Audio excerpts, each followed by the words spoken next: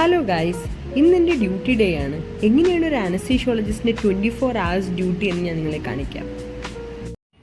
And welcome to my YouTube channel. അങ്ങനെ ഞാൻ ഹോസ്പിറ്റലിലെത്തി. ഞാൻ സ്ക്രബ്സിലോട്ട് മാറി. ഞാൻ ഹോസ്പിറ്റലിൽ നിന്ന് കിട്ടുന്ന സ്ക്രബ്സ് തന്നെയാണ് യൂസ് ചെയ്യുന്നത്. അങ്ങനെയാവുമ്പോൾ എല്ലാ ദിവസവും രാവിലെ നമുക്ക് ഹോസ്പിറ്റലിൽ വന്നിട്ട് സ്ക്രബ്സ് അവിടെ നിന്ന് എടുക്കാം. പിന്നെ ഈവനിങ്ങിൽ ഇറങ്ങുമ്പോൾ ലോണ്ടറി ബാസ്ക്കറ്റിലോട്ട് ഇട്ടാൽ മതി. നമുക്ക് വിളക്കണ്ട, നമുക്കൊന്നും ചെയ്യേണ്ട.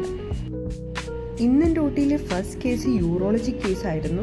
അതൊരു പീഡിയാട്രിക് പേഷ്യൻ്റ് ആയിരുന്നു. That was a major case. It took 4 to 5 hours to finish the case. അതിനുശേഷം ഞാൻ ICUയിൽ പോയി. ICUയിൽ നൈറ്റ് വാസ് ടു ബിസി. അതിനുശേഷം ഏകദേശം ഒരു 4-4:30 ഒക്കെ ആയപ്പോൾ എനിക്ക് കുറച്ച് സമയം കിട്ടി. അപ്പോൾ ഞാൻ വിചാരിച്ചു കുറച്ച് സമയം ഉറങ്ങാം, രാവിലെ ആകുമ്പോൾ വീണ്ടും റൗണ്ട്സിന് പോകണം. അങ്ങനെ ഞാൻ ഡ്യൂട്ടി റൂമിൽ വന്ന് നല്ല ടയേർഡ് ആയതുകൊണ്ട് തന്നെ പെട്ടെന്ന് ഞാൻ ഉറങ്ങിപ്പോയി.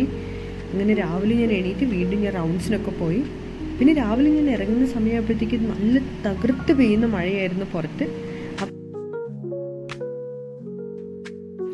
അങ്ങനെ ഞാൻ ഊബർ എടുത്ത് വീട്ടിലോട്ട് പോന്നു. പോരുന്ന വഴി നിൽക്കാതെ പെയ്യുന്ന മഴ കാരണം നിറയെ വെള്ളമായിരുന്നു. പക്ഷെ എന്നാലും ഞാൻ പെട്ടെന്ന് വീട്ടിലെത്തി.